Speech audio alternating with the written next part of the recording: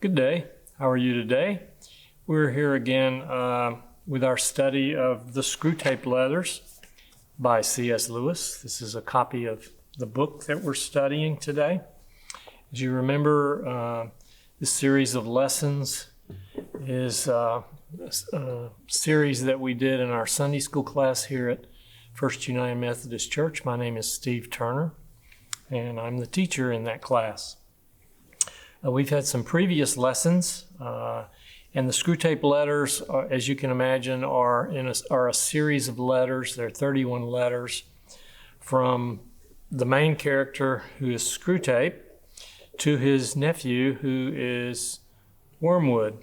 And both of these characters are demons, and they are trying to win the soul of a young man. They call him the patient. The setting is during World War II in England.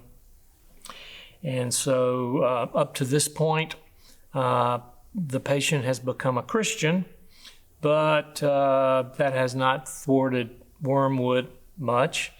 And Screwtape is giving him advice on how to win the soul of the patient. So we will continue our lessons. We are now in letter 7. And so we only have one of the letters. So this is a dialogue between Wormwood and Screwtape, but we only have the letters of Screwtape to Wormwood. We do not have the letters of Wormwood to Screwtape. So it's kind of a one-sided picture, but it's probably the most important side of the picture, since Screwtape has won many souls for the devil, and Wormwood, this is his first try. So Screwtape has a lot of advice. So let's start in letter 7. As he starts all his letters, "My dear Wormwood, I wonder you should ask me whether it is essential to keep the patient in ignorance of your own existence. That question, at least for the present phase of the struggle, has been answered for us by the High Command. Our policy for the moment is to conceal ourselves. Of course, this has not always been so. We're really faced with a cruel dilemma.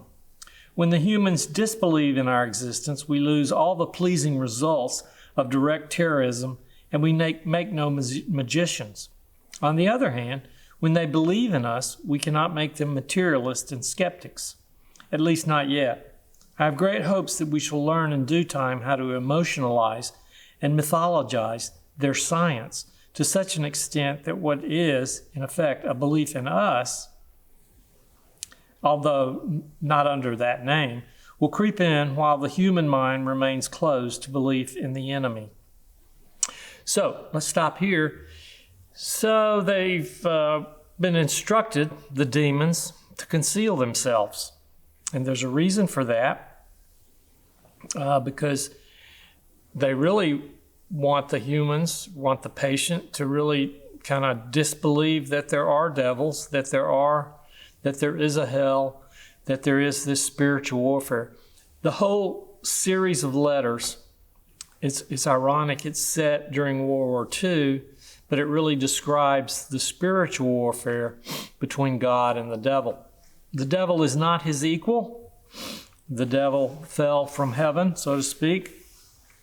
But the devil is after those souls, just like God is after our soul also.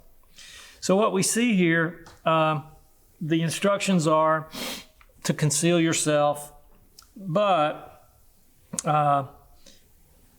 the picture that humans have of the devil is often through comic strips, art, the art we see in museums. Just the conjecture we have is red-headed little devil with pointed ears and long skinny legs and so on like that. So if you look at a cartoon, that's kind of how the devil is pictured. That's good. They like that. They want you to think of the devil as something external and not really has no bearing on you at all. In the earlier letters, the question that Wormwood kind of has for Screwtape is about the patient's situation. So this is a young man in England, and he's at the age and the skill set where he is probably going to be in the military. So the question is, should he be a pacifist? Should he resist that, or should be extreme patriot? So extreme patriotism, extreme pacifism. Here's what Screwtape says about that. I had not forgotten my promise to consider whether we should make the patient an extreme patriot or an extreme pacifist. All extremes, except extreme devotion to the enemy, to God, are to be encouraged. Not always, of course, but at this period. Some ages are lukewarm and complacent, and then it is our business to soothe them, yet faster asleep. Other ages, of which the present is one, are unbalanced and prone to faction, and it is our business to inflame them. I think that's what we could describe 2021 as. Any small coterie, bound together by some interest with other men dislike or ignore, tends to develop inside itself as a hothouse mental admiration, and towards the outer world a great deal of pride and hatred, which is entertained without shame, because the cause is its sponsor and it is thought to be important. Even when this little group exists originally for the enemy's own purposes, this remains true. This is Screwtape to Wormwood saying, we want the church to be small, not only that fewer men may know the enemy, but also that those who do may acquire the uneasy intensity and the defensive self-righteousness of a secret society or clique. The church itself is, of course, heavily defended, and we have never yet quite succeeded in giving her all the characteristics of a faction. But subordinate factions within her have often produced admirable results, from the parties of Paul and of Apollos at Corinth down to the high and low parties in the Church of England. So again, the advice that Screwtape is giving Wormwood, you have to remember that now the patient is in church, and so that's going to be one of the attacks that Wormwood is advised, an approach that Wormwood is given advice to. And so extremism, either way, we don't really care whether it's pacifism or patriotism or whatever the trend of the day is. Extremism is important because it takes you to a place where rational thinking is not your forte, so to speak.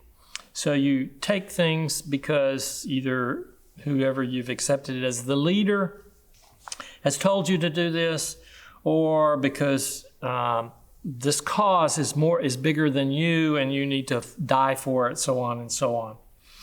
And so he ends this with, whichever he adopts, your main task will be the same. Let him begin by treating the patriotism or the pacifism as a part of his religion. Then let him, under the influence of partisan spirit, come to regard it as the most important part. Then quietly and gradually nurse him onto the stage at which the religion becomes merely part of the cause, in which Christianity is valued chiefly because of the excellent arguments it can produce in favor of the British war effort or of pacifism. The attitude which you want to guard against is that in which the temporal affairs are treated primarily as material for obedience. Once you have made the world an end and faith a means, you have almost won your man, and it makes very little difference what kind of worldly end he is pursuing. Provided that meetings, pamphlets, policies, movements, causes, and crusades matter more to him than prayers and sacraments and charity, he is ours. And the more religious, on those terms, the more securely ours. I could show you a pretty cage full down here. So again, what's the warning to us? Well, within the church, as you are aware, we often get into disagreements about certain things. And it can be all kinds of things. Some have probably more gravity than others. But the crucial ingredient here is to understand that we are a part of the church, we're part of the body, and we have a responsibility to God to search for the truth. And that's not to say that all church splits are inappropriate. But I believe that through Christ, anything can be solved. And I think disagreements can be solved too within a church. And I hope we would do that in a loving spirit. Because if we do that, that not only reflects well on us as a church and on God and His body, but it also does something for us. Because usually that means we have to be patient and understanding to others. Often it might mean we have to change, which is very, very hard to do. So let's continue on in letter 7. Again, our approach here is to cover 3 letters in each session that we have together. So letter 8. My dear Wormwood, so you have great hopes that the patient's religious phase is dying out. Have you? I always thought that the training college had gone to pieces since they put old Slubgob at the head of it. And now I am sure. Has no one ever told you about the law of undulation? Humans are amphibians, half spirit and half animal. The enemy's determination to produce such a revolting hybrid was one of the things that determined our Father to withdraw His support from Him. Notice it was the devil's decision to withdraw support from God rather than Him falling from heaven by His actions. As spirits, they belong to the eternal world, but as animals, they inhabit time. This means that while their spirit can be directed to an eternal object, their bodies, passions, and imaginations are in continual change, for to be in time means to change. The nearest approach to constancy, therefore, is undulation, the repeated return to a level from which they repeatedly fall back, a series of troughs and peaks. If you had watched your patient carefully, you would have seen this undulation in every department of his life. His interest in his work, his affection for his friends, his physical appetites all go up and down. As long as he lives on earth, periods of emotional and bodily richness and liveliness will alternate with periods of numbness and poverty. The dryness and dullness through which your patient is now going are not, as you fondly suppose, your workmanship. They are merely a natural phenomenon, which will do us no good unless you can make use of it. Stop there. So this is the natural rhythm of life, highs and lows, dry and wet, whatever characteristic you want to put in there.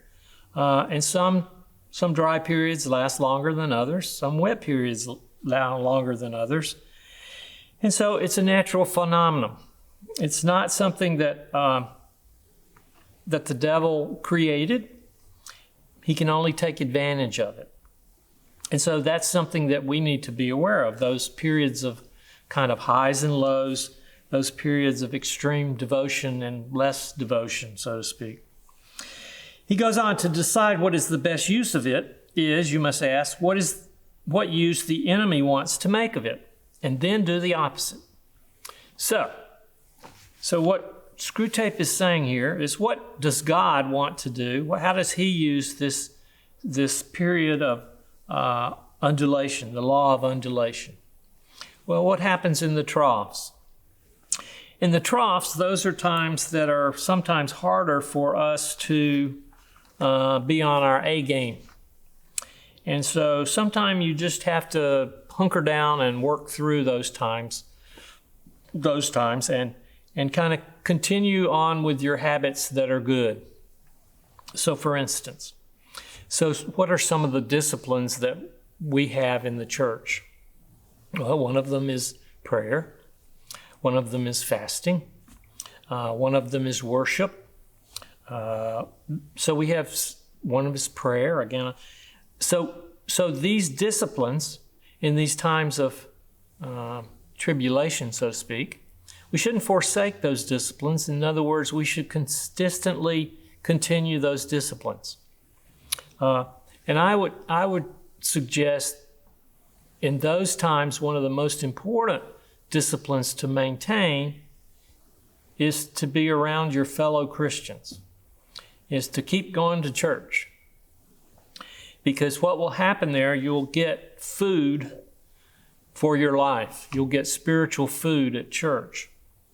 And that really is what you need in those down periods. You need spiritual food. And so, what does that mean? For the devil, one of the things that he's trying to do is take you away from those disciplines. And those trough periods are the most dangerous periods for us to forsake those disciplines that take us closer to God. So your prayer time, let's say your study time, let's say you're fasting, let's say you're worshiping and going to church. I think that's when we're vulnerable to stop doing these things that, if we do them consistently, will help us to grow in Christ and as Christians. So again, this law of undulation is a natural phenomenon. And one of the things that we need to be aware of is be aware of the law, so to speak, have a knowledge of it, and then also to use it in a way, in a mature way, that we don't lose sight of the end game, so to speak. All right, so he finishes this off, this letter 8. He finishes this off, and he talks about God gives us free will. He gives us a choice, which the devil cannot really understand at all. That is beyond him. He thinks it's a trick. He's got a whole department studying this. That just flummoxes him. He can't understand how God would give these decrepit creatures a choice. And he says, merely to override a human will, as his felt presence in any but the faintest and most mitigated degree would certainly do, would be for him useless. That's for God. He cannot ravish. He can only woo. So that's different from what the devil sees us as. We are food for him to be ravished. For God, we are servants and sons and daughters. And he ends this letter with a warning for Wormwood. Screwtape does. Do not be deceived, Wormwood. Our cause is never more in danger than when a human, no longer desiring, but still intending to do our enemy's will, looks around upon a universe from which every trace of him seems to have vanished, and asks why he has been forsaken, and still obeys. The most dangerous human to the devil is one that obeys God and searches for the truth. Which brings us to the last letter we will study today, letter 9. And again, he's talking about how to exploit the trough, how to exploit these lows. He talks about the highs, so to speak, but he's not as much interested in that. He starts letter 9. My dear Wormwood, I hope my last letter has convinced you that the trough of dullness or dryness through which your patient is going at present will not of itself give you his soul, but needs to be properly exploited. What forms of exploitation should take, I will now consider. All right, so how should he take advantage of these troughs? Well, the first thing he talks about are temptations. In the first place, I've always found that the trough periods of the human undulation provide excellent opportunity for all sensual temptations, particularly those of sex.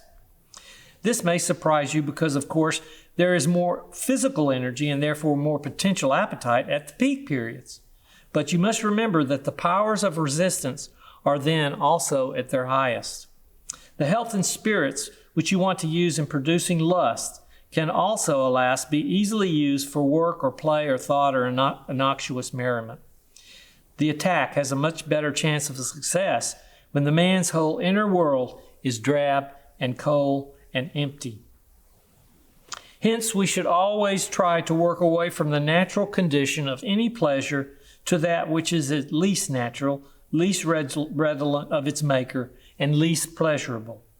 An ever-increasing craving for an ever-diminishing pleasure is the formula, and we would call that addiction. It is more certain, and it's better style, to get the man's soul and to give him nothing in return.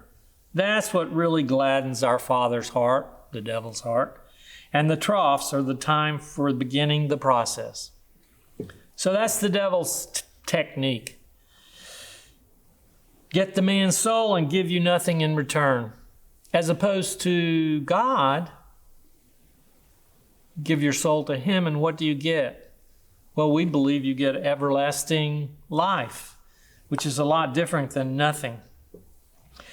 But he goes on, there's even a better way of exploiting the trough. I mean, through the patient's own thoughts about it. As always, the first step is to keep knowledge out of his mind. Don't even let him know there's this law of undulation.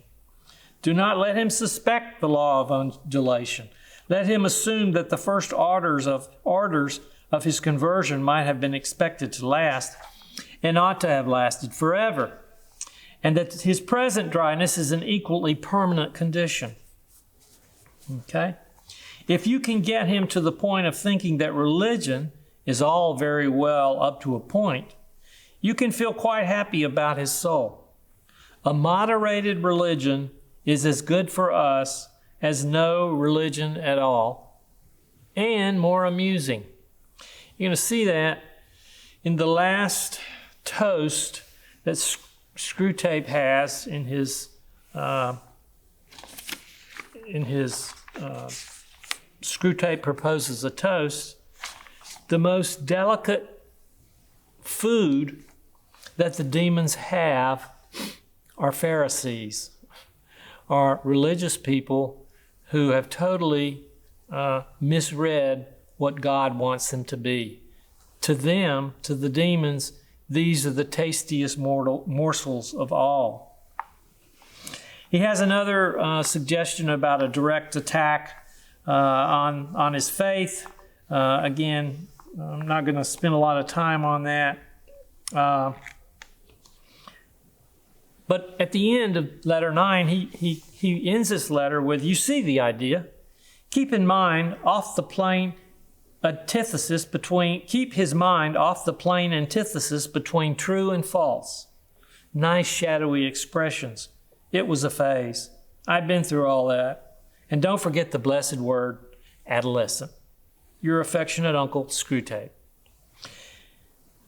Remember what we've been discussing through all the letters. The key here is truth. The key here is searching for the truth. The key here is searching for God who will lead us to the truth, which is the exact opposite of what Screwtape is advising Wormwood to go after with the patient. I might add, the patient is you and me. It's, C.S. Lewis is a good thinker and a writer. His thoughts about how the devil and the demons attack us are on point.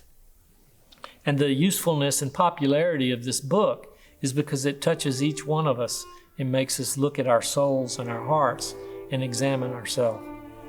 So thank you for sharing this time with us, and we'll see you the next time.